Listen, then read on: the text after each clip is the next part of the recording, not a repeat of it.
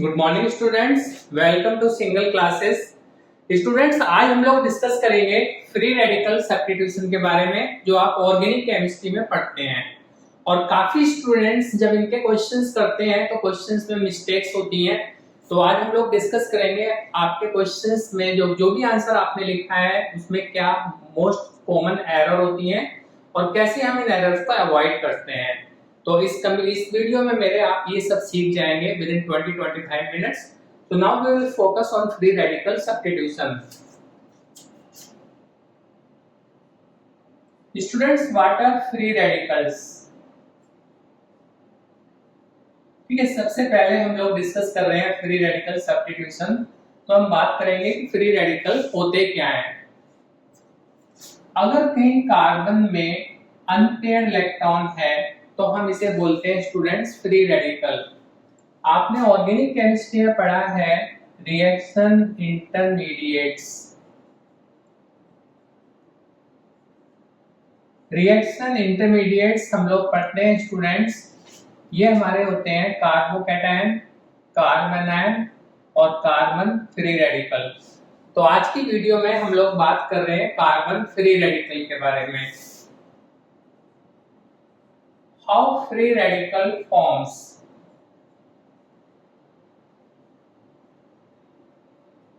Eleventh class में GOC में पढ़ते हैं स्टूडेंट्स आप फ्री रेडिकल्स कैसे बनते हैं।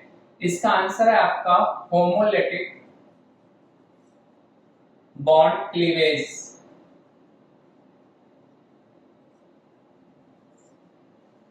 ये हमारे पास कंपाउंड है स्टूडेंट CH3Cl।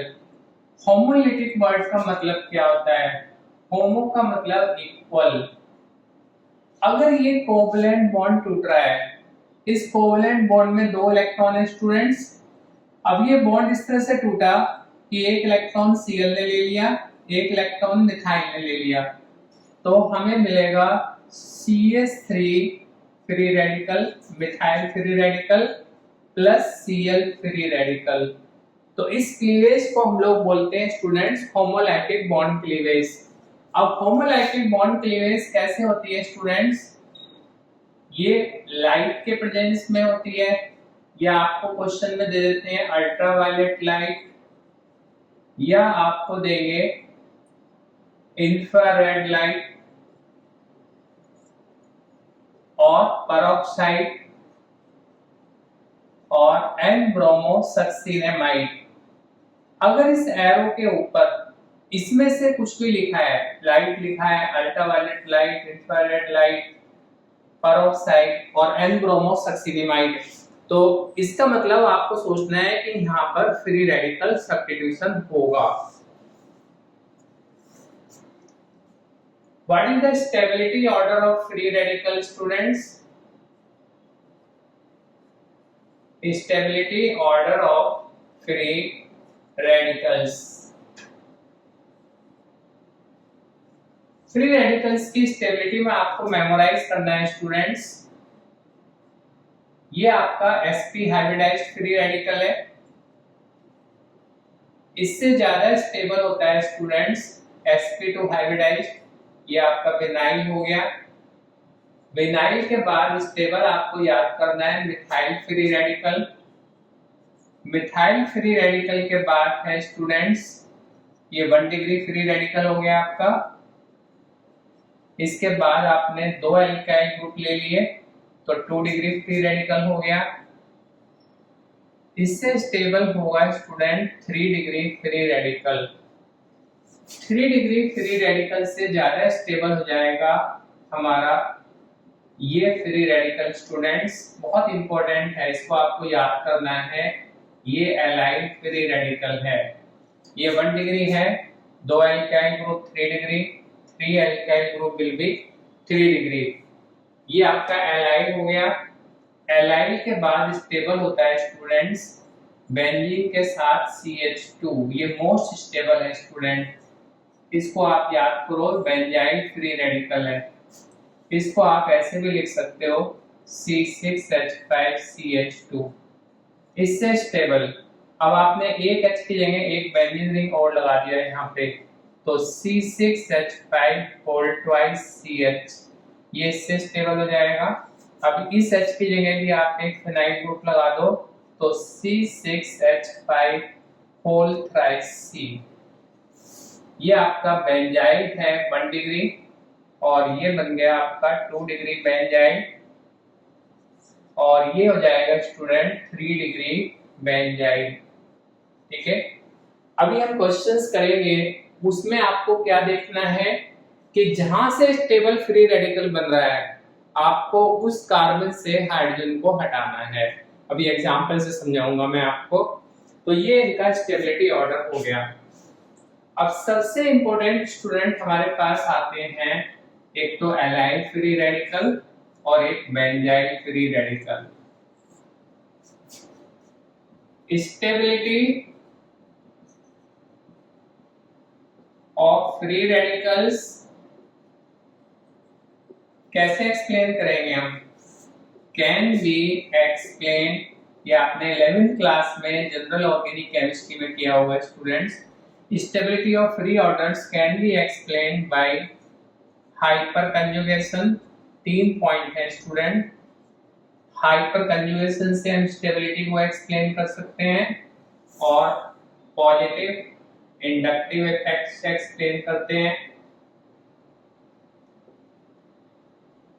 And resonance.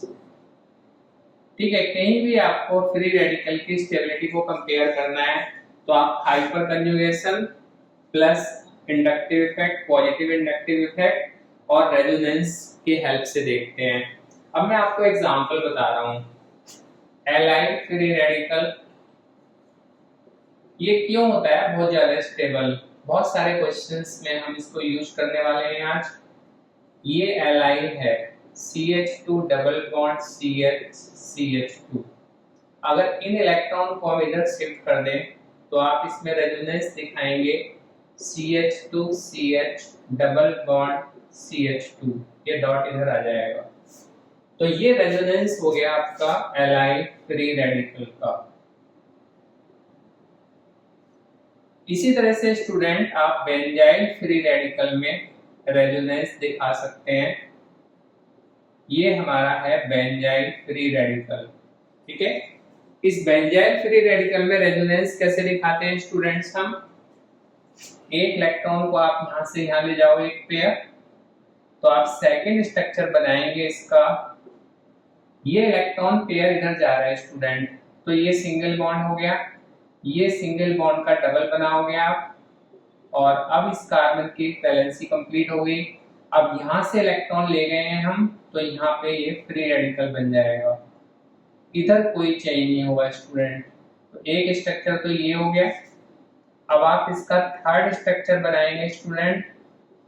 मैं आपको सिंपल तरीका बता रहा हूँ कि आप इनको कैसे मेमोराइज कर सकते हो। ठीक है, बहुत सिंपल तरीका है। बेंजीन के जहां भी रेजोनेंस होते हैं स्टूडेंट्स, हमें मालूम है 5 स्ट्रक्चर्स बनते हैं। ठीक है, बेंजीन के रेजोनेंस पे 5 स्ट्रक्चर्स बनते हैं। अब ये फर्स्ट स्ट्रक्चर है, फर्स्ट से सेकंड कैसे बना है स्टूडेंट? यहां से एक इलेक्ट्रॉन पेयर ऊपर गया है, ये सिंगल बॉन्ड का डबल बॉन्ड हो गया। अब फ्री रेडिकल ये कार्बन ना होके ये वाला कार्बन हो गया। इसके बाद आप इसको यहां ले जाओ तो ये डबल बॉन्ड हो जाएगा। अब ये कार्बन फ्री रेडिकल हो गया। ठीक है, और सेकंड, थर्ड, फोर्थ स्ट्रक्चर में ऊपर कोई चेंज नहीं होता। ठीक है, सेकंड आपने समझ लिया, थर्ड भी ऐसे ही होता है, फोर्थ भी ऐसे ही होता है। और फर्स्ट और फिफ्थ स्ट्रक्चर एक जैसे होते हैं स्टूडेंट्स, सिर्फ आपको बेंजीन के डबल बॉन्ड चेंज करने हैं। क्या मैंने आपको ट्रिक बताई? मैं दोबारा एक्सप्लेन कर देता हूं आपको। हमने फर्स्ट स्ट्रक्चर से सेकंड स्ट्रक्चर बना लिया। अब सेकंड, थर्ड, फोर्थ में स्टूडेंट ऊपर बिल्कुल चेंज नहीं करना है आपको। तो मैंने डबल बॉन्ड CH2 यहाँ था, यहाँ भी यही लगा दिया, यहाँ भी यही लगा दिया। इसके बाद स्टूडेंट फर्स्ट और फिफ्थ स्ट्रक्चर में ऊपर कोई चेंज नहीं होता। रिंग के अंदर जैसे बेंजीन का रेजोनेंस होता है, बेंजीन के रेजोनेंस में क्या करते हैं हम लोग कि बेंजीन के जो 3 ट्रिपल बॉन्ड हैं इनकी पोजीशन चेंज हो जाती है। ठीक है, आपको मालूम है इनकी पोजीशन मैंने चेंज कर दी। तो ये काम हम लोग यहाँ कर रहे हैं, बेंजीन के तीनों डबल बॉन्ड चेंज हो जाएंगे। अब सेकंड के बाद थर्ड और फोर्थ ये कंप्लीट कैसे करेंगे हम? इस इलेक्ट्रॉन को आप यहाँ ले जाओ, ये डबल बॉन्ड आ गया, ये कार्बन फ्री रेडिकल, ठीक है। इसके बाद आप क्या करेंगे नेक्स्ट स्ट्रक्चर में, अब आपके पास जब ये इलेक्ट्रॉन इधर गए थे तो ये डबल हो गया, ये कार्बन फ्री रेडिकल हो गया। अब आप देखो ये डबल बॉन्ड बन गया। अब आपको डबल बॉन्ड यहाँ पे लाना है, तो इन इलेक्ट्रॉन को आप यहाँ ले जाओ, तो ये डबल बॉन्ड हो गया, ये डबल आ गया, अब ये कार्बन फ्री रेडिकल बन गया आपका। अब ये कार्बन फ्री रेडिकल बन गया, अब इससे आपको ये कैसे बनाओगे आप, यहां से आप इलेक्ट्रॉन को यहाँ ले जाओ, तो ये डबल बॉन्ड हो जाएगा, ये सिंगल बॉन्ड हुआ, फिर से ऊपर वाला कार्बन आपका फ्री रेडिकल बन गया। तो ये आपके 5 स्ट्रक्चर हैं। अब स्टेबिलिटी ऑर्डर आप कैसे याद करोगे? sp hybridised carbon free radical सबसे कम स्टेबल होता है, उसके बाद स्टूडेंट sp2 है, फिर ये sp3 वाला है आपका, ठीक है। मीथेन से एक H निकल के बनता है, सिंगल बॉन्ड है, आप sp3 से याद कर लो। ये 1 डिग्री हो गया, ये 2 डिग्री 2l का है, ये 3 डिग्री। इसके बाद एलाइड क्यों स्टेबल होता है? इसमें रेजोनेंस होता है। बेंजाइल क्यों स्टेबल होता है? रेजोनेंस होता है। 5 स्ट्रक्चर बनते हैं। 2 डिग्री बेंजाइल स्टूडेंट ज्यादा स्टेबल है, इसमें 2 बेंजीन रिंग है। अगर एक बेंजीन रिंग है तो 5 स्ट्रक्चर बनेंगे, अगर 2 बेंजीन रिंग होगी तो 10 बन जाएंगे, 3 बेंजीन रिंग होगी तो टोटल हमारे 15 स्ट्रक्चर बन जाएंगे। तो इस तरह से आप फ्री रेडिकल की स्टेबिलिटी को मेमोराइज करेंगे। अब कोई भी क्वेश्चन आपको मिले फ्री रेडिकल का, जो हम लोग एग्जांपल्स लेंगे आगे इस वीडियो में, उसमें आपको देखना है कि जहां से भी स्टेबल फ्री रेडिकल बने वो बनाना है आपको। अगर एलाइल स्टेबल बन रहा है तो वो बनाएंगे, बेंजाइल स्टेबल बन रहा है स्टूडेंट तो हम उसको बनाएंगे। अब आप इसको रीड कर लीजिएगा, आप इसका पिक ले लीजिएगा।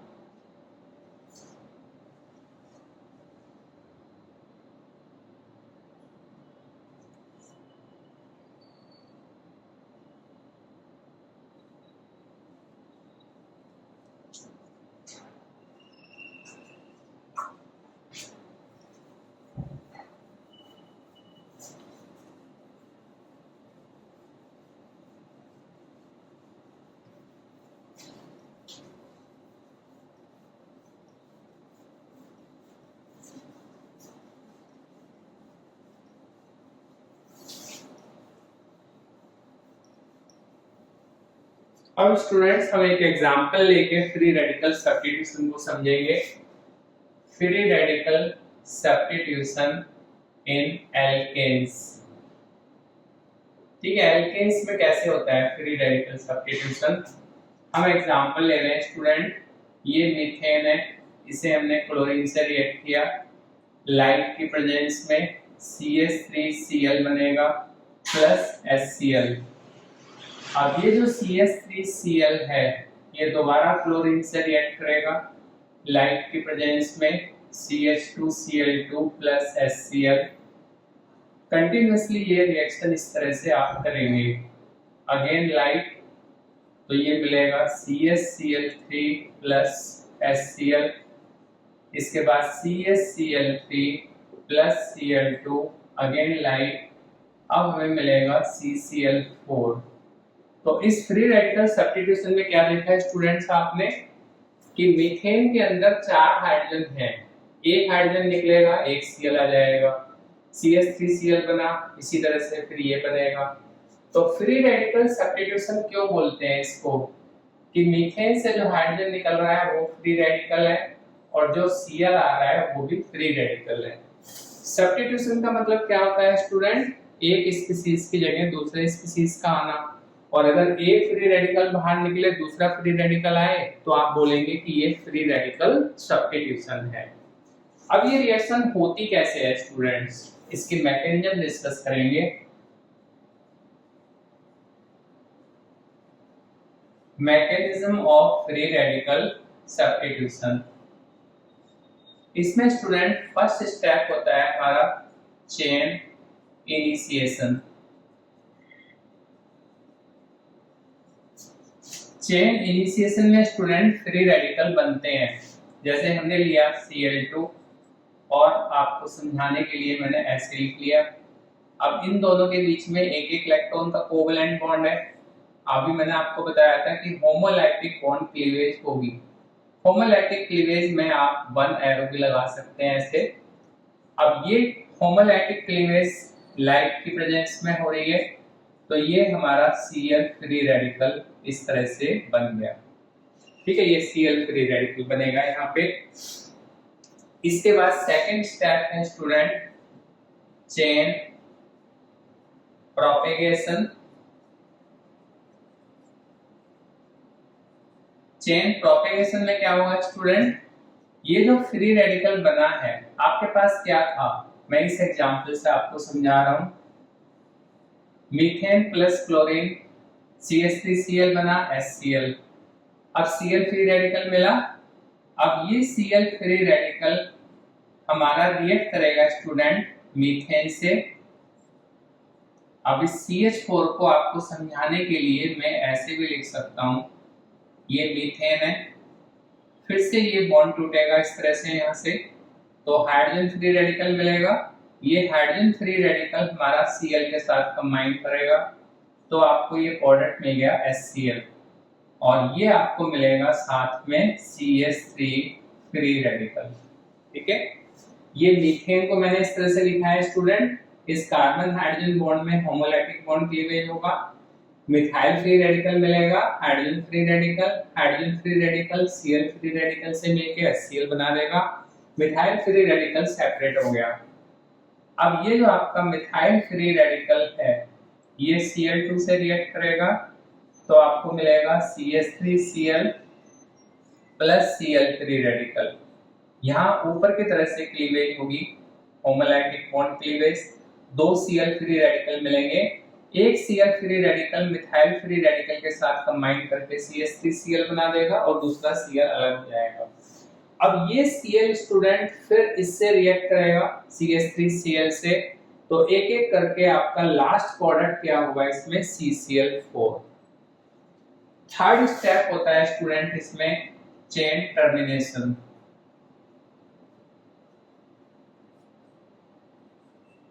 चेन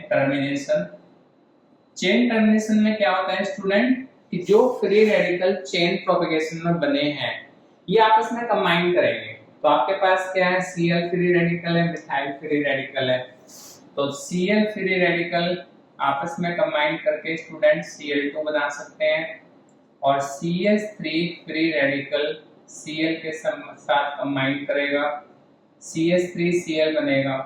और एक बहुत इंपॉर्टेंट चीज आ रही है आपके सामने, जब ये दो मिथाइल फ्री रेडिकल कंबाइन करते हैं तो स्टूडेंट हमें इथेन मिलती है। अब इसमें स्टूडेंट्स को कंफ्यूजन होता है, इस रिएक्शन में कहीं भी मीथेन नहीं बना रहे हैं हम, लेकिन जब ये रिएक्शन कैरी आउट करते हैं तो अलोंग विद दिस प्रोडक्ट हमें साथ में कुछ क्वांटिटी में इथेन भी मिलता है। अब आपसे टीचर ने क्वेश्चन पूछा how you can justify the formation of ethane, आपसे कहेंगे इथेन कैसे बन रहा है यहाँ पे, तो आप इसका आंसर लिखेंगे कि इथेन बनता है चेन टर्मिनेशन स्टेप में मिथाइल फ्री रेडिकल के कंबाइन करने से। ठीक है, दस formation of ethane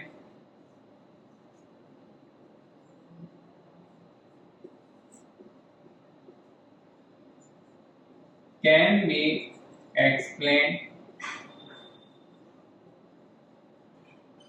by combination of methyl free radical in chain termination step। ठीक है, तो यहां से आपको स्टूडेंट ये क्लियर हो जाता है। अब फ्री रेडिकल सब्स्टिट्यूशन जो आपने डिस्कस किया है स्टूडेंट्स, इस फ्री रेडिकल सब्स्टिट्यूशन से हम एल्केन हमारे पास है और हमने इस एल्केन से प्रोडक्ट में क्या बनाया है स्टूडेंट्स, एल्काइल हैलाइड बनाया है। ठीक है, यहां से हमें मिल रहा है alkyl halide CH3Cl mono halogen, di halogen, tri halogen, tetra halogen. But एक प्रॉब्लम इसमें क्या है हमारे सामने कि जब भी हम ये free radical halogenation carry out करते हैं तो हमें मिक्सचर ऑफ प्रोडक्ट मिलता है and this mixture has to be separated.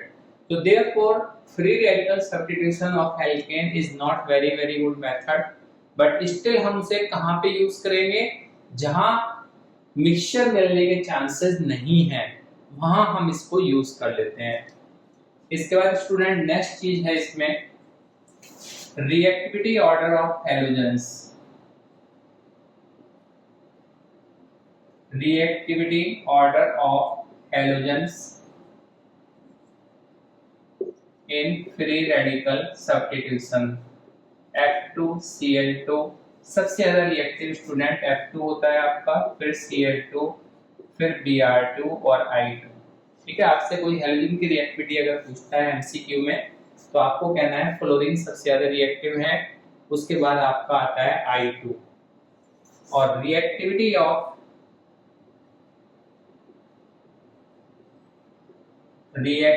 Order of hydrogen, कौन सा हाइड्रोजन जल्दी निकलेगा इन फ्री रेडिकल सब्स्टिट्यूशन।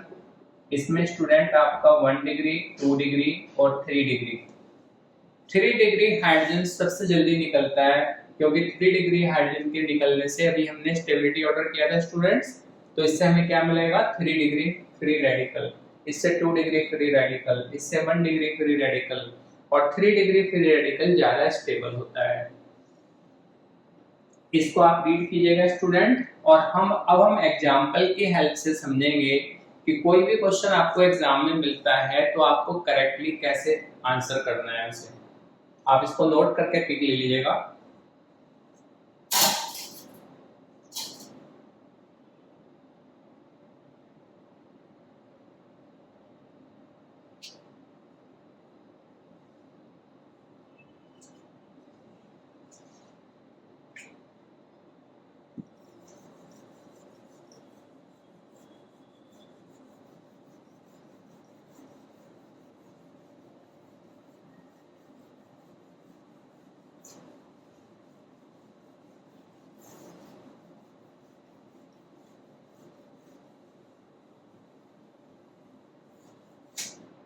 ये देखिएगा स्टूडेंट्स आप लोग, very important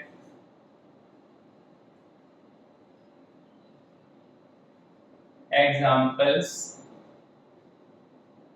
of free radical substitution. Neopentane, हमने स्टूडेंट नियोपेंटेन लिया, ये हमारा नियोपेंटेन है। अगर हम इसे क्लोरीन से रिएक्ट करें लाइट की प्रेजेंस में तो हमें सिर्फ एक कंपाउंड मिलता है, ये। स्टूडेंट इस नियोपेंटेन के अंदर ना चारों मिथाइल ग्रुप इक्विवेलेंट हैं, ठीक है, इनको मैं इस A से डिनोट कर रहा हूं। All methyl group are equivalent, इसका मतलब चारों मिथाइल ग्रुप एक जैसे हैं और हर एक मिथाइल ग्रुप के तीनों हाइड्रोजन एक जैसे हैं। आप कहीं भी H की जगह Cl लगाएंगे ना तो ये कंपाउंड मिलेगा आपको। आप यहाँ पे H की जगह Cl लगाएं, इधर लगाएं, एक ही बात है। तो इस रिएक्शन में नियोपेंटेन से हमें मिल रहा है स्टूडेंट, ये कंपाउंड हो गया हमारा नियोपेंटाइल क्लोराइड। ठीक है, ये कंपाउंड है नियोपेंटाइल क्लोराइड। इसके बाद स्टूडेंट हमने लिया propene CH3CH double bond Cl2 plus Cl2 in presence of light. अब आप इसमें प्रोडक्ट लिखेंगे student CH2Cl CH double bond CH2, ये आपका एलाइलिक सब्स्टिट्यूशन है स्टूडेंट।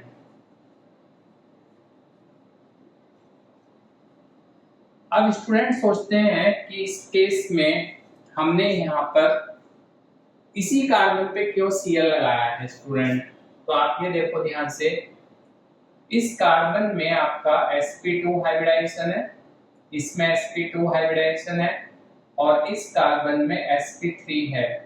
तो ये जो कार्बन है स्टूडेंट ये एलाइलिक कार्बन है, ये एलाइलिक कार्बन है। तो जब हम यहां से एक हाइड्रोजन हटाएंगे तो एक हाइड्रोजन हटाने के बाद स्टूडेंट हमें मिलेगा एलाइल फ्री रेडिकल। और अभी मैंने आपको बताया था कि इसके अंदर रेजोनेंस होता है, CH2 डबल बॉन्ड CH ये। दोबारा देखिए आप लोग, मेरे पास कार्बन नंबर 1 है, 2 है, 3 है। अगर मैं कार्बन नंबर 3 से हाइड्रोजन को हटाता हूं तो मुझे एलाइल फ्री रेडिकल मिलेगा, और अगर मैं यहां से हाइड्रोजन को हटाता हूं तो मुझे विनाइल मिलेगा, और विनाइल फ्री रेडिकल तो अनस्टेबल होता है। तो आप यहां से हटाएंगे तो भी रॉन्ग हो जाएगा, और अगर आपने यहाँ पर CH3CH और सिंगल बॉन्ड CH2, ठीक है, मैंने अभी यहाँ से हाइड्रोजन हटाया है, इस केस में मैंने यहाँ से हाइड्रोजन हटा दिया, और इस केस में स्टूडेंट मैंने यहाँ से हाइड्रोजन हटा दिया।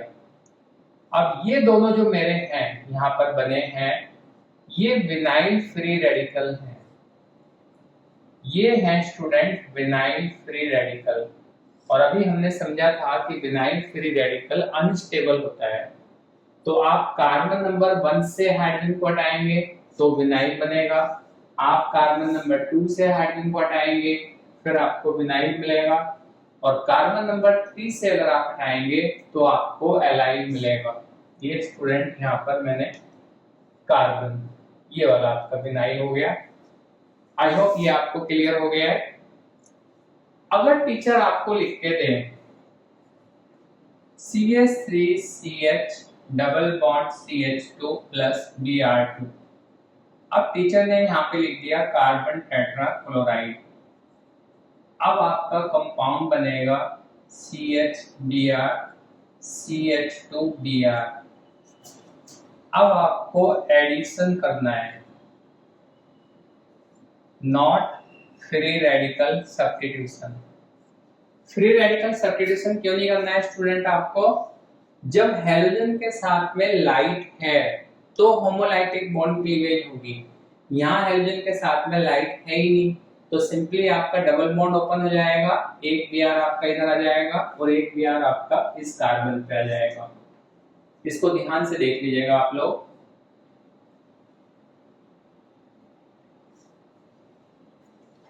इसी तरह से हमारे पास स्टूडेंट बहुत इंपॉर्टेंट रिएक्शन है, ये मिथाइल बेंजीन है, इसमें हमने क्लोरीन ली लाइट के प्रेजेंस में। अब आप बनाएंगे CH2Cl प्लस HCl। इस रिएक्शंस में बहुत मिस्टेक करते हैं स्टूडेंट्स। कैसे मिस्टेक्स करते हैं आप ध्यान से देखिएगा। ये मिथाइल बेंजीन है टॉल्यूइन, अगर इसमें टीचर ने आपको क्लोरीन के साथ यहाँ पे FeCl3 दे दिया तब आप ऊपर वाला प्रोडक्ट नहीं बनाएंगे। अब आपको Cl को लगाना है ऑर्थो पे और पैरा पे, ये पैरा पे आ गया स्टूडेंट। ये आपका एरोमेटिक इलेक्ट्रोफिलिक सब्स्टिट्यूशन है स्टूडेंट, एरोमेटिक इलेक्ट्रोफिलिक सब्स्टिट्यूशन। और ऊपर वाली रिएक्शन क्या थी? Free radical substitution. आप देखिए मैं एक्सप्लेन कर रहा हूं आपको दोबारा। अगर आपको टीचर ने ये कंपाउंड दिया है, ये कंपाउंड है हमारा प्रोपीन, और इसमें हेलोजन के साथ में आपको CCl4 सॉल्वेंट दे दिया, तो आपको एडिशन रिएक्शन करनी है।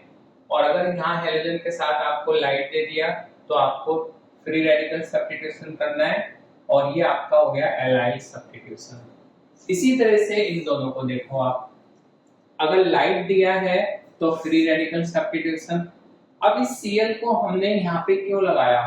क्योंकि जब यहाँ पे एक हाइड्रोजन निकलेगा, तो अभी मैंने आपको डिटेल में एक्सप्लेन किया था कि जब यहाँ से एक हाइड्रोजन निकलेगा तो ये बनेगा बेंजाइल, तो ये सब्स्टिट्यूशन है आपका बेंजाइलिक सब्स्टिट्यूशन।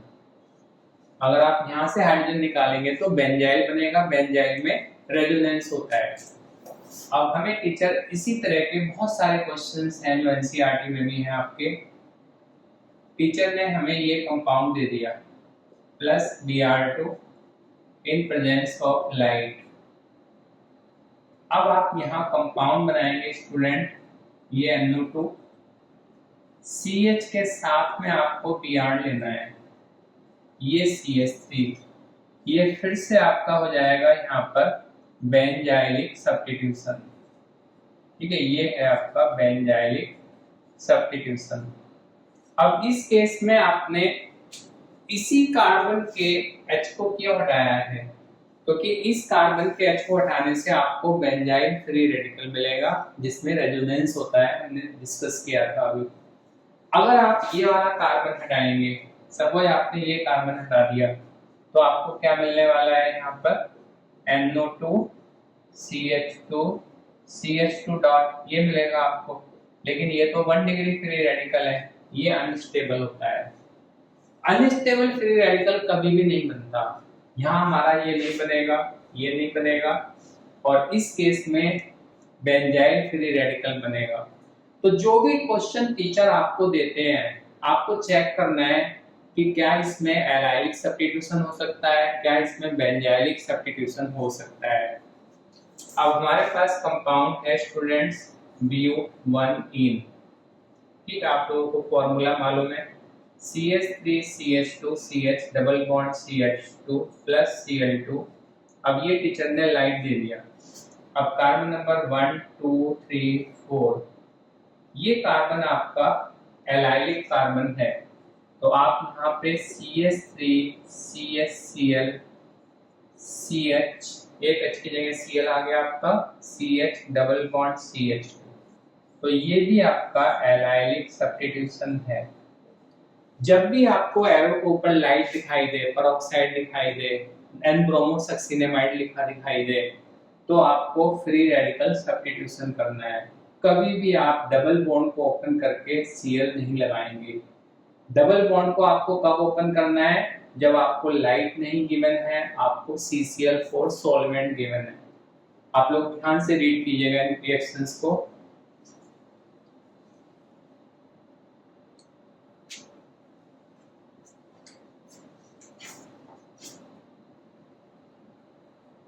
अब मैंने स्टूडेंट्स ब्यूटोइन ले लिया। ब्यूटोइन का फॉर्मूला आपको मालूम है, प्लस ब्रोमीन, हमने यहाँ पे लाइट ले लिया, N-ब्रोमोसक्सिनेमाइड ले लिया। अब आप देखो, ये कार्बन आपका एलाइलिक है और ये कार्बन दोनों इक्विवेलेंट है, कहीं भी आप ब्रोमीन लगा सकते हो। तो BrCH2 मैंने यहाँ पे ब्रोमीन लगा दिया, CH double bond CH CH3, आप इधर भी लगा सकते हो, इधर भी लगा सकते हो, फिर से आपका ये हो जाएगा एलाइलिक सब्स्टिट्यूशन। आप लोग इसका पिक ले लीजिएगा।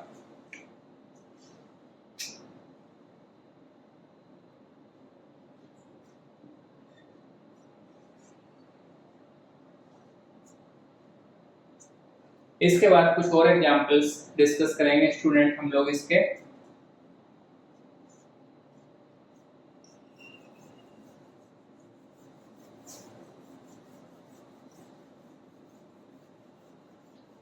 जितने भी आपके एनसीईआरटी में क्लास 11th में, क्लास 12th में फर्स्ट चैप्टर आपका है एल्काइल हैलाइड, तो जो भी फ्री रेडिकल सब्स्टिट्यूशन से रिलेटेड क्वेश्चंस हैं, वो सारे क्वेश्चंस स्टूडेंट मैं इस वीडियो में कवर कर रहा हूँ। इस वीडियो को देखने के बाद आपको कहीं भी कोई प्रॉब्लम नहीं आएगी। जैसे एक बहुत इंपॉर्टेंट क्वेश्चन है स्टूडेंट हमारे पास, के टीचर देते हैं एग्जाम में, बेन साइक्लोहेक्सीन है, इस साइक्लोहेक्सेन में हमने क्लोरीन लिया, ये टीचर ने हमें लाइट दे दिया। अब आप क्या करेंगे, यहाँ पे डबल बॉन्ड को ओपन नहीं करेंगे, कंपाउंड आपका ये बनेगा या आप ये कंपाउंड बनाएंगे। ये हो गया स्टूडेंट हमारा एलाइलिक सब्स्टिट्यूशन।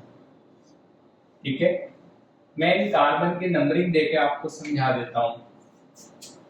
इन दोनों, ये दोनों कार्बन एक जैसे हैं, ये दोनों कार्बन एक जैसे हैं, ये भी एक जैसे कार्बन है। अभी जो मैंने प्रोडक्ट बनाया है ये बी से बनाया है, क्योंकि बी से मैंने क्यों बनाया स्टूडेंट, ये कार्बन आपका एलाइल है। ठीक है, अगर बी से हाइड्रोजन को आप निकालते हो तो एलाइल बनेगा। अगर आपने यहाँ पर Cl को यहाँ लगा दिया तो ये विनाइल फ्री रेडिकल बना है। अगर आपने Cl को स्टूडेंट यहाँ लगा दिया तो ये 2 डिग्री फ्री रेडिकल बना है। तो हमारा जो ए पोजीशन है, ए से हमें मिल रहा है विनाइल फ्री रेडिकल, बी से हमें मिल रहा है एलाइल फ्री रेडिकल स्टूडेंट, और सी से हमें मिल रहा है 2 डिग्री फ्री रेडिकल। अगर इस कार्बन में डॉट है तो ये दोनों तरफ 2 कार्बन से अटैच है, तो ये 2 डिग्री हो गया। अब स्टेबिलिटी ऑर्डर आपको मालूम है, विनाइल से ज्यादा स्टेबल है 2 डिग्री और 2 डिग्री से ज्यादा स्टेबल है एलाइल। तो इस रिएक्शन में आपको कभी भी एक तो डबल बॉन्ड को ओपन नहीं करना है, और दूसरा जो आप Cl लगाओगे वो एलाइल वाले कार्बन पे आपको लगाना है। इसी तरह से स्टूडेंट, अगर आपको टीचर क्वेश्चन दे देते हैं CH2CH डबल बॉन्ड CH2, अब यहाँ आपको दे दिया HBr और ये है पेरोक्साइड। अब इस पेरोक्साइड में आपको एंटी मार्कोनिकॉफ एडिशन करना है, डबल बॉन्ड ओपन करना है आपको, हाइड्रोजन को वहां ले जाना है जहां कम हाइड्रोजन है। तो हाइड्रोजन यहाँ आएगा, Br यहाँ आएगा, तो ये कंपाउंड बनेगा स्टूडेंट हमारा CH2CH2CH2Br। और लाइट की प्रेजेंस या पेरोक्साइड की प्रेजेंस, तो ये आपका हो गया फ्री रेडिकल एडिशन। ठीक है, ये हमारा फ्री रेडिकल एडिशन रिएक्शन हो गया। तो फ्री रेडिकल एडिशन रिएक्शन में भी आपको ये ध्यान रखना है कि जब डबल बॉन्ड ओपन होगा तो आपको एंटी मार्कोनिकॉफ करना है। और अगर आपको पेरोक्साइड नहीं दिया है यहाँ पर, ठीक है, टीचर ने आपको यहाँ पेरोक्साइड नहीं दिया है, CH2CH double bond CH2 plus HBr, peroxide नहीं दिया हमें। अब हम करेंगे student Markovnikov addition. Markovnikov addition में हाइड्रोजन वहां आता है जहां ज्यादा हाइड्रोजन होते हैं और Br कम वाले के पास, तो ये बनेगा CH2CH Br और CH3। अब आपकी रिएक्शन हो गई ये इलेक्ट्रोफिलिक एडिशन। तो जो फ्री रेडिकल हमारे हैं वो एडिशन रिएक्शंस में स्टूडेंट इस तरह से यूज होते हैं। अब हमारे पास एक और रिएक्शन है स्टूडेंट, ये हमने प्रोपीन ली। इस प्रोपीन में टीचर ने हमें एरो के ऊपर लिख दिया NBS। NBS क्या होता है स्टूडेंट, ये N ब्रोमो सक्सीडेमाइड होता है। क्या फॉर्मूला होता है इसका, CH2CO CH2CO NBr। ये है हमारा स्टूडेंट N ब्रोमो सक्सीडेमाइड। अब आपको हाइड्रोजन कहां से हटानी है, यहां से हटानी है, तो आप Br लगाओगे, CH2CH double bond CH2 plus, अगर आपको प्रोडक्ट लिखना है तो आप कैसे लिखोगे, CH2CO CH2CO, जो हाइड्रोजन यहाँ से हटाए स्टूडेंट वो हाइड्रोजन यहाँ पे आ जाएगा। तो N ब्रोमो सक्सीडेमाइड के साथ भी रिएक्शन हो सकती है इस तरह से। ये हमारा फिर से हो गया स्टूडेंट एलाइलिक सब्स्टिट्यूशन। ठीक है, एनसीईआरटी में आपके गिवन नहीं है N ब्रोमो सक्सीडेमाइड, बट जेई में नीट में आपको जरूरत होती है, इसलिए मैं साथ साथ इसको भी बता रहा हूँ। तो आपको लाइट लिखा मिले यहाँ पे, पेरोक्साइड लिखा मिले या N ब्रोमो सक्सीडेमाइड, तो भी आपको फ्री रेडिकल सब्स्टिट्यूशन करना है। ठीक है, इसी तरह का एक बहुत इंपॉर्टेंट रिएजेंट है student CH3CH double bond Cl2। अब टीचर ने आपको दे दिया यहाँ पे SO2Cl2। SO2Cl2 है सल्फ्यूराइल क्लोराइड। ये है स्टूडेंट हमारा सल्फ्यूराइल क्लोराइड। सल्फ्यूराइल क्लोराइड में भी आपको फ्री रेडिकल सब्स्टिट्यूशन करना है ये, ठीक है। देखो आप इसे ध्यान से,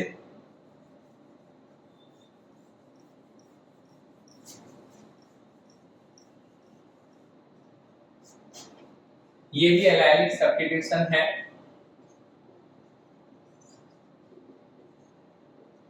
एनसीईआरटी में मोस्टली हम लोग लाइट यूज करते हैं स्टूडेंट, पेरोक्साइड यूज करते हैं, अल्ट्रावायलेट लाइट यूज करते हैं।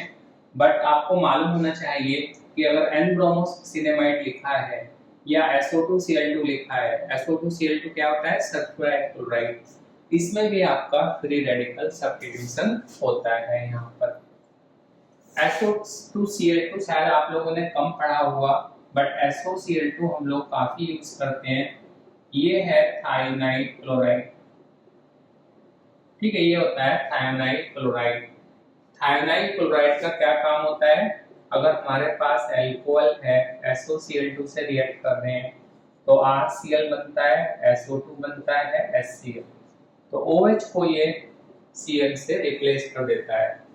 बट अगर SO2Cl2 आपको गिवन है तो कोई आपको डबल बॉन्ड ओपन नहीं करना है, आपको एलाइल वाला कार्बन या बेंजाइल वाला कार्बन, वहां आपको फ्री रेडिकल सब्स्टिट्यूशन करना है। आप लोग इसका पिक ले लीजिएगा, ये सब बहुत इंपॉर्टेंट रिएक्शंस हैं स्टूडेंट्स।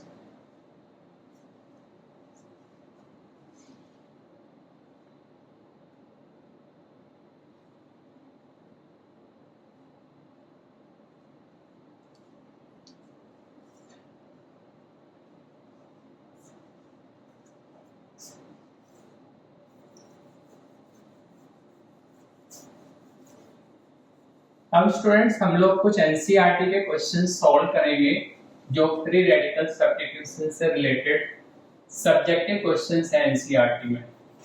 अभी जो आपने डिस्कस किया है ये सारे क्वेश्चंस हमारे रिएक्शंस कंप्लीट करने वाले होते हैं, फिल इन द ब्लैंक वाले होते हैं।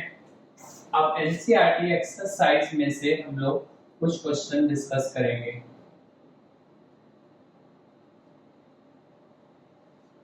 एक बहुत इंपॉर्टेंट क्वेश्चन है हमारे पास, question number 1, which isomer of C5H12 upon monochlorination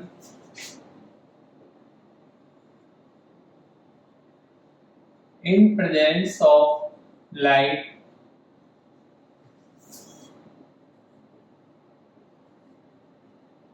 gives only one monochloride, two monochloride, आप 3 ले लीजिएगा, 3 monochloride, 4 monochloride,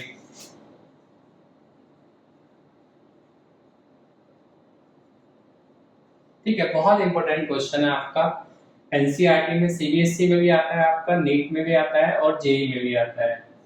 अब इस क्वेश्चन को स्टूडेंट कैसे सॉल्व करेंगे हम लोग, सबसे पहले आप सोचेंगे कि C5H12 के आइसोमर कौन से हैं, ठीक है। अब C5H12 जो हमारा फॉर्मूला है ये CnH2n+2 का है, ये फॉर्मूला एल्केन का होता है।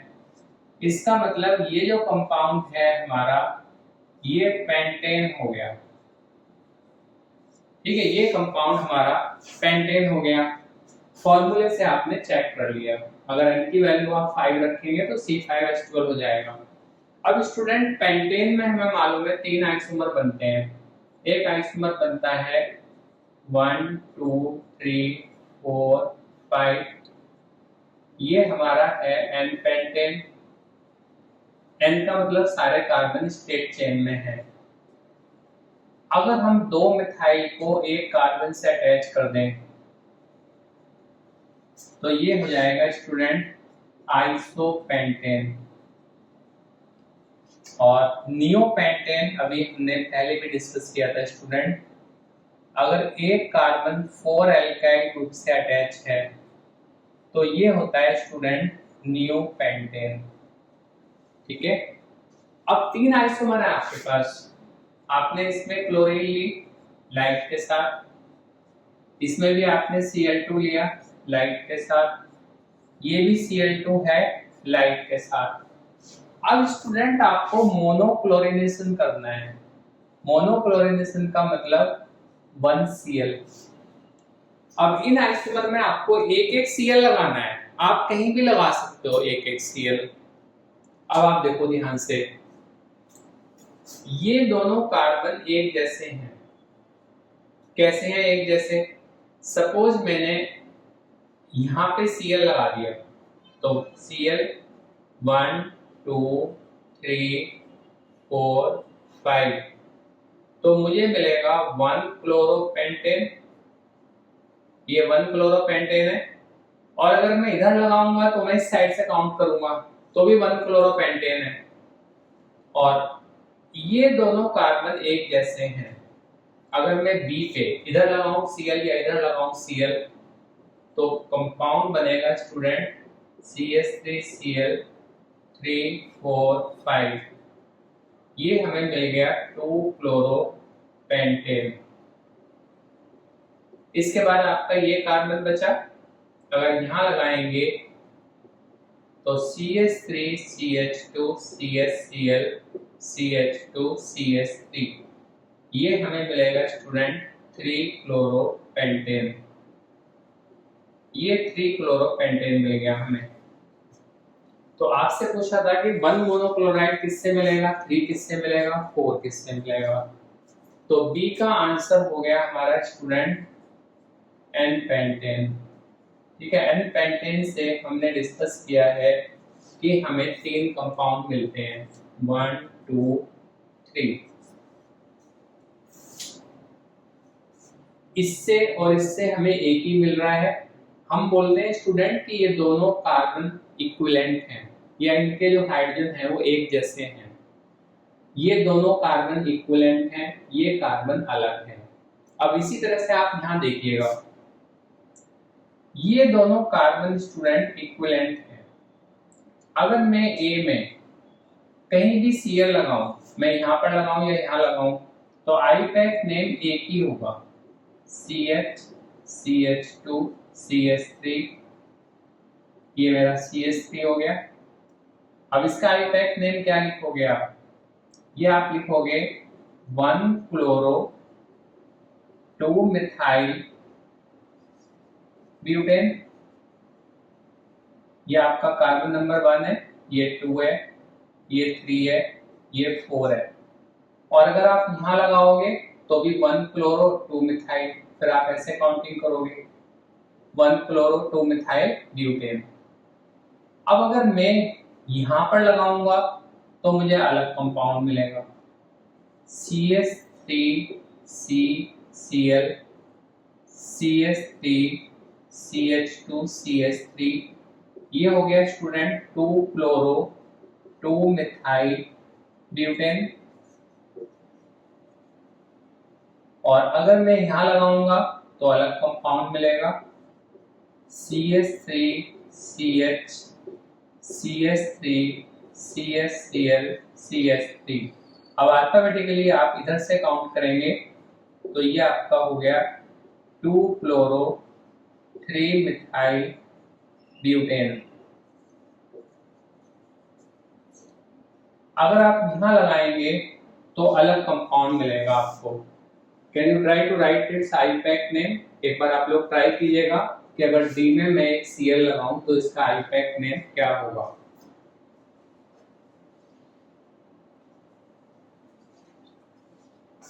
देखिए आप अपना आंसर चेक कीजिएगा, CH3 CH CH3 CH2 CH2 Cl, ये आपका first carbon, second, third, fourth. आप चेक कीजिएगा आपने क्या लिखा है। इसका आंसर है 1 क्लोरो 3 मिथाइल ब्यूटेन। ठीक है, ये आंसर है इसका 1 क्लोरो 3 मिथाइल ब्यूटेन। और ये क्वेश्चन स्टूडेंट अभी हम लोगों ने पहले भी किया था। इसमें चारों कार्बन इक्विवेलेंट हैं, इनके हाइड्रोजन इक्विवेलेंट हैं, आप कहीं भी लगा सकते हैं। CH3 CH3, ये आपका हो गया CH2Cl, नियोपेंटाइल क्लोराइड, और 1 क्लोरो 2 डाइमिथाइल प्रोपेन। अब ओनली 1 मोनोक्लोराइड, इसका आंसर है स्टूडेंट हमारे पास नियोपेंटेन। 3 का आंसर था एनपेंटेन, और 4 हमें किससे मिलेंगे? आइसोपेंटेन से। तो इसका आंसर आपका हो जाएगा आइसोपेंटेन। टीचर आपको ये पूरा क्वेश्चन भी दे सकते हैं। इसके अलावा एनसीईआरटी में एक क्वेश्चन है, उसमें आपको टीचर ने क्या किया, आइसोपेंटेन दे दिया कि आइसोपेंटेन के कितने मोनोक्लोरो आइसोमर मिलेंगे। तो मोनोक्लोरो अगर आपको आइसोपेंटेन दे दिया है तो आप इस तरह से बनाओगे और आप कहोगे इसमें हमें 4 मिलेंगे। तो 4 मिलते हैं आइसोपेंटेन में, 3 मिलते हैं एनपेंटेन में, और नियोपेंटेन में हमें सिर्फ एक ही आइसोमर मिलता है। इसको आप लोग नोट कर लीजिएगा स्टूडेंट्स।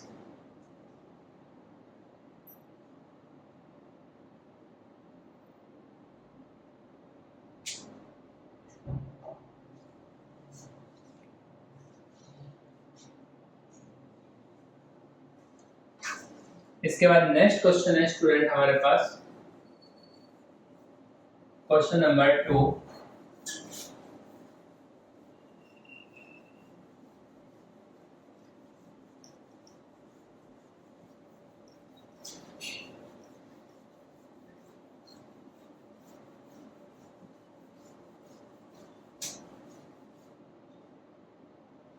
ये क्वेश्चन है students,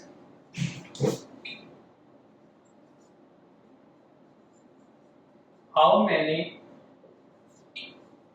dichloro derivatives can form when propane reacts with Cl2 in presence of light। जहां भी आपको लाइट मिलता है ना, इसका मतलब फ्री रेडिकल सब्स्टिट्यूशन। अब स्टूडेंट ये हमारे पास प्रोपेन है, कार्बन नंबर 1 2 3, ठीक है, मैंने इसकी नंबरिंग कर दी। अब आपको यहाँ पे डाइक्लोरो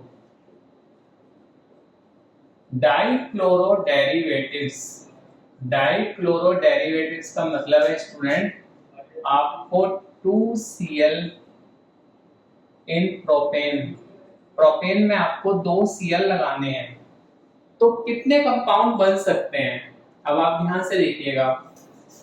फर्स्ट कंपाउंड हमारा बनेगा Cl CH2 CHCl CH3, ये मैंने 1 और 2 पे लगा दिए, तो ये हो गया 1 2 डाइक्लोरो प्रोपेन। सेकंड अब मैं 1 3 पे लगा देता हूँ, Cl CH2 CH2 CH2 Cl, ये हो गया स्टूडेंट 1 3 डाइक्लोरो प्रोपेन। मैंने 1 2 ले लिया, 1 3 ले लिया, इधर से मैं 1 2 नहीं लूंगा, इधर से 1 2 लूंगा तो ये एक ही बन जाएगा 1 2 डाइक्लोरोप्रोपेन। अब हमने स्टूडेंट 2 Cl ना अलग अलग कार्बन पे लगा दिए। अब हम ऐसा भी कर सकते हैं, इन दोनों Cl को एक ही कार्बन पे लगा दें।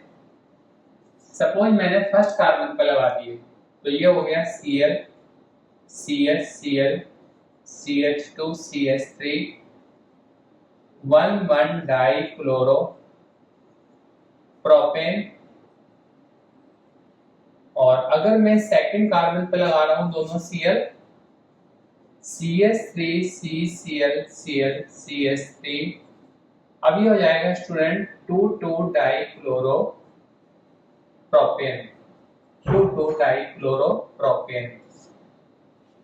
हमने कार्बन नंबर 1 पे लगाए हैं, 2, कार्बन नंबर 2 पे लगा दिए। अगर मैं कार्बन नंबर 3 पे लगाऊंगा तो again it will be counted from this side, तो फिर से ये आपका 1 डाइक्लोरोप्रोपेन हो जाएगा। तो टीचर अगर ये क्वेश्चन आपको एमसीक्यू में भी देते हैं तो आपका करेक्ट ऑप्शन क्या है 4। तो आपको बताना है कि प्रोपेन में डाइक्लोरो डेरिवेटिव जो बनते हैं वो 4 बनते हैं। आई होप आपको ये क्वेश्चन क्लियर हो गया है। अब स्टूडेंट थर्ड क्वेश्चन है मेरे पास एनसीईआरटी का। An hydrocarbon C5H10 does not react with Cl2 in dark but react with, NCERT का क्वेश्चन है आपका, react with Cl2 in sunlight to form single monochloride. Identify compound and write reactions. ठीक है, आपको कंपाउंड को identify करना है कौन सा कंपाउंड है और इसके रिएक्शंस आपको लिखने हैं। अब देखिए आप इस क्वेश्चन को कैसे सॉल्व करेंगे। First point, C5H10 molecular formula suggests it can be alkene और साइक्लोएल्केन। स्टूडेंट्स क्लास 11th में हम लोग आइसोमेरिज्म में पढ़ते हैं कि एल्कीन और साइक्लोएल्केन दोनों आइसोमर होते हैं, दोनों का मॉलिक्यूलर फार्मूला, जनरल फार्मूला ये होता है। तो ये आपके पास अगर n की वैल्यू 5 होगी तो ये फार्मूला क्या हो जाएगा आपका C5H10 CnH2n से। ठीक है, CnH2n से आपका ये फार्मूला आ जाएगा। तो हमारे क्वेश्चन को सॉल्व करने की अप्रोच कैसे होगी। सबसे पहले तुम सोचेंगे ना ये कंपाउंड है क्या, तभी तो आंसर करेंगे उसे। तो C5H10 जो है हमारा, हमने फाइंड आउट कर लिया कि भाई या तो ये एल्कीन है या फिर ये साइक्लोएल्केन है। अब आगे देखो आप, since it does not react with Cl2, hence it Cl2 in dark। ठीक है, डार्क भी लिखना है ना। hence it can't be alkene, क्योंकि एल्कीन तो रिएक्ट करते हैं Cl2 से, डबल बॉन्ड ओपन हो जाता है। तो यहाँ आपको दिया है does not react with Cl2 in dark, it means ये एल्कीन नहीं है। तो since it does not react with Cl2 in dark, hence it can't be alkene, thus it's, अगर एल्कीन नहीं है तो क्या होगा, एल्कीन नहीं है तो ये क्या हो गया, साइक्लोएल्केन हो गया, thus it's साइक्लोएल्केन। अब साइक्लोएल्केन कौन सा है, third point, because it gives only one monochloride in presence of light and Cl2, hence all 10 hydrogen must be equivalent, जितने हाइड्रोजन है इक्विवेलेंट होने चाहिए, thus it's साइक्लोपेंटेन। ठीक है, ये कंपाउंड, इसका मतलब क्या हो गया स्टूडेंट, साइक्लोपेंटेन हो गया। अब आप रिएक्शंस कैसे जस्टिफाई करेंगे, ये साइक्लोपेंटेन है, Cl2 डार्क, इसमें कोई रिएक्शन नहीं होती इसकी, और अब आपने यहाँ पे Cl2 लाइट ले लिया। अब जितने हाइड्रोजन है सब एक जैसे हैं, आप कहीं भी Cl लगा दो, तो ये हो गया हमारा स्टूडेंट क्लोरोसाइक्लोपेंटेन। ठीक है, 3-4 क्वेश्चन जो मैं कवर कर किए हैं मैंने स्टूडेंट, ये सब आपके एनसीईआरटी एक्सरसाइज में हैं और स्कूल एग्जाम में भी पूछे जाते हैं और एंट्रेंस में एमसीक्यूज के फॉर्म में आपसे पूछेंगे जेईई में, नीट में। इसको आप रीड कर लीजिएगा, रीड करके आप इसका पिक ले लीजिएगा। एक क्वेश्चन और करेंगे हम, बहुत इंपॉर्टेंट क्वेश्चन है जो एनसीईआरटी का नहीं है बट नीट और जेईई से रिलेटेड है। एन हाइड्रोकार्बन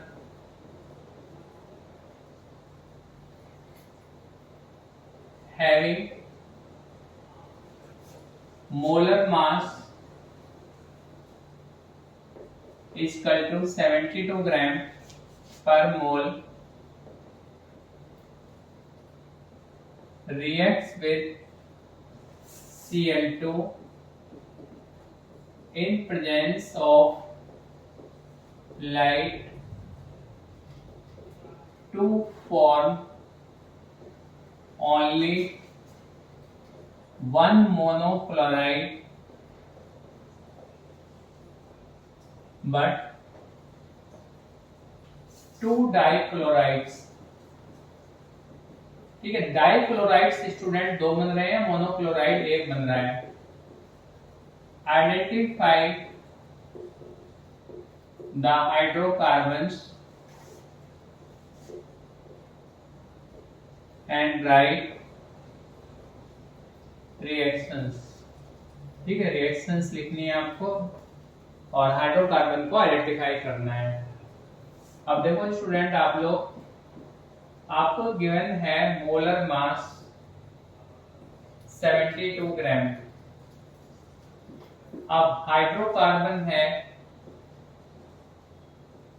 इस मोलर मास से हमें पता लगता है कि इट कैन बी एल्केन, क्योंकि अगर एल्केन में n की वैल्यू मैं 5 लेता हूं तो C5H2 × 5 + 2, तो ये आपका आ जाएगा C5H12।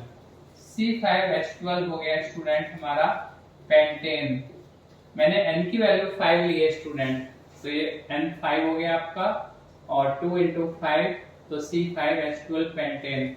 और पेंटेन का मोलर मास होता है स्टूडेंट 12 × 5 + 1 × 12, ये 72 ग्राम हो गया। ठीक है, पेंटेन के आप पहले भी 2-3 क्वेश्चन कर चुके हैं, तो हमारे लिए ये फाइंड आउट करना बहुत इजी है कि ये मोलर मास अगर 72 है तो ये कंपाउंड हमारा पेंटेन होगा। अब पेंटेन के 3 आइसोमर्स हम लोग डिस्कस कर चुके हैं, एन पेंटेन, आइसोपेंटेन और नियोपेंटेन। अभी एक बहुत इंपॉर्टेंट क्वेश्चन हमने एनसीईआरटी का डिस्कस किया था कि अगर इनमें क्लोरीन डालते हैं लाइट की प्रेजेंस में तो एन पेंटेन से हमें मिलते हैं 3 मोनोक्लोराइड जो हम लोगों ने बनाए थे, आइसोपेंटेन से मिलते हैं 4 मोनोक्लोराइड और नियोपेंटेन से हमें मिलता है 1 मोनोक्लोराइड। तो स्टूडेंट, क्वेश्चन में आपको गिवन है यहाँ पर कि इट फॉर्म ओनली 1 मोनोक्लोराइड, इसका मतलब ये कंपाउंड आपका नियोपेंटेन है। तो नियोपेंटेन की हेल्प से हम इस क्वेश्चन को सॉल्व करेंगे। तो नियोपेंटेन हो गया स्टूडेंट हमारा CH3C CH3 CH3 plus Cl2 in presence of light। अब मोनोक्लोराइड आपको बनाना है तो कैसे बनाओगे आप, CH3CCH3 ऑलरेडी स्टूडेंट हम लोग डिस्कस कर चुके हैं, तो ये मोनोक्लोराइड हो गया। अभी मैंने आपको समझाया था कि इसमें ये जितने भी कार्बन हैं 4, ये सब इक्विवेलेंट हैं। कहीं से भी आप एक H की जगह अगर Cl लगाएंगे तो आपको यही कंपाउंड मिलने वाला है। तो ये तो हो गया हमारा 1 मोनोक्लोराइड। अब स्टूडेंट इसमें 2 मोनोक्लोराइड कैसे बनाएंगे आप, क्वेश्चन में ना राइट रिएक्शंस, तो 2 मोनोक्लोराइड के लिए हम क्या करते हैं, CH3 C CH3 CH2, एक Cl मैंने इस कार्बन पे लगा दिया, एक इस पे लगा दिया। आप कहीं भी दो मिथाइल पे, कोई भी दो मिथाइल ले लो आप, अगर दोनों पे एक एक Cl लगाओगे तो ये बनेगा। प्लस और क्या बन सकता है स्टूडेंट, हम एक ही कार्बन पे दोनों Cl2 लगा दें। दोनों Cl मैंने एक ही कार्बन पे लगा दिए। यहां मैंने एक कार्बन पे Cl लगाया है, इस कार्बन पे Cl लगाया है, और इस केस में मैंने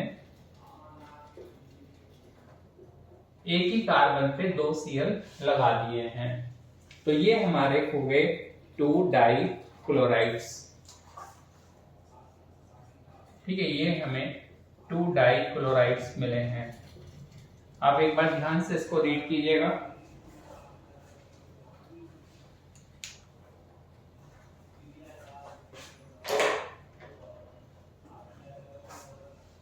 आई होप आपको इस समझ में आ गया स्टूडेंट्स। तो आज की वीडियो में फ्री रेडिकल सब्स्टिट्यूशन में स्टूडेंट्स हम लोगों ने डिस्कस किया है फ्री रेडिकल्स क्या होते हैं, फ्री रेडिकल्स कैसे बनते हैं, फ्री रेडिकल्स का स्टेबिलिटी ऑर्डर क्या होता है, और एल्केन में हमने मीथेन का एग्जांपल लेके फ्री रेडिकल सब्स्टिट्यूशन समझाया है।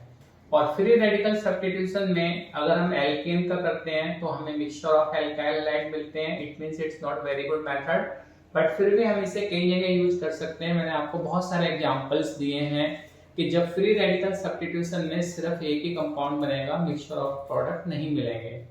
जितनी भी एनसीईआरटी में इंपॉर्टेंट रिएक्शंस हैं वो हमने सब आज की वीडियो में कवर किए हैं। अगर आप इन रिएक्शंस को अच्छे से लर्न कर लेंगे तो फ्री रेडिकल सब्स्टिट्यूशन से रिलेटेड कोई भी क्वेश्चन आपका एग्जाम में, स्कूल एग्जाम में, एंट्रेंस एग्जाम में रॉन्ग नहीं होगा। आई होप ये वीडियो से आपको हेल्प मिलेगी, और अगर आपको भी ऐसा लगता है तो आप मेरी वीडियो को लाइक, शेयर एंड सब्सक्राइब कीजिएगा। Thank you very much.